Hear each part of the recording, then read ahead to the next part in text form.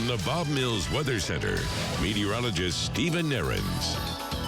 Yesterday, if you had outdoor plans over the tail end of the weekend, yesterday's temperatures were awesome. The wind maybe wasn't quite so awesome. We had 40-mile-an-hour south winds on Sunday. We don't have the wind today. We've traded that off with a few more clouds, and temperatures just a hair cooler in spots, cooler in a relative term. As we take a look from Bartlesville, you can see a little more blue sky peeking through there, and then Jinx, you can see that mixture of the mid to high level clouds and some blue sky. All this mid to high level cloud cover is being fed out ahead of kind of the upper level jet stream track this week, which will produce multiple rounds of showers and storms over a cool front that's moving south today, stalls out tonight, and then those rain chances will be with us off and on for much of the midweek time frame. But how about these temperatures? 72 degrees at the lunchtime hour, and once again, variable, VRB means variable winds, a lot lighter than they were this time yesterday. So we'll give it the 6-star weather moniker today, even though, again, with more clouds moving in, it might not look as nice as yesterday in some spots. Still feels great, and dew point values pretty comfortable as well. So here's a look, kind of a snapshot here. Temperatures, the cloud cover moving through, and that front that's moving through as well here at the lunchtime hour. Those clouds are holding temperatures down a little bit. They're thick enough to hold the temperatures at bay just a little bit here. So on the north side of the boundary, Coffeyville, Bartlesville, Pawhuska, yeah, you are running a little cooler than this time yesterday behind that front. A slight influence from that. Temperatures upper 60s, Bristow, Okemah, Muskogee, where the clouds are pretty thick, 70s in southeastern Oklahoma. So there'll be a slight cloud cover influence temperature-wise this afternoon, but still well above normal for one more day. But this gives you kind of an idea of at least the little taste of spring coming to a halt here pretty soon. As far as temperatures, highs closer to normal, compared to normal, would be in the low 60s right here in the middle, and we'll start dropping a little bit below that as we head into the portions, most of the rest of the week, really.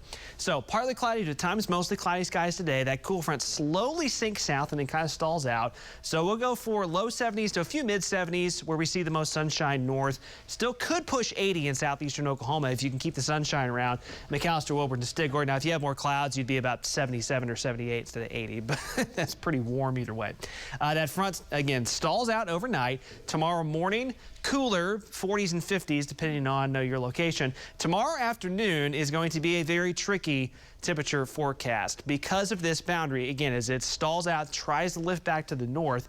I want you to look at the range of high temperatures we have on the map tomorrow afternoon, from the low 50s to the low 70s from north to south. In general, if you're north of Tulsa tomorrow, you're in for a noticeably cooler, chillier day. Southeastern Oklahoma still looks like you're going to be warmer, and Tulsa, as it seems like we always are, kind of right on the line. That front will dictate things. That Tulsa temperature could shift around tomorrow depending on where that boundary is. That boundary will also be a focal point for showers and storms Tuesday night and Wednesday morning. And some of these will be locally quite heavy as that lift goes kind of just rides right up over that front. It'll be kind of a narrow corridor, so just north of that there may not be a lot of rain. Just to the south, it looks like from about I-44 to I-40 roughly. Tuesday night and Wednesday morning is some of that heavier rain, and then there'll be additional rounds later Wednesday into Thursday. As far as the rainfall amounts through the week, once again, we're seeing the highest amounts kind of setting up I-44 to the south and east, and of course we really need it to the north and west where it's much drier.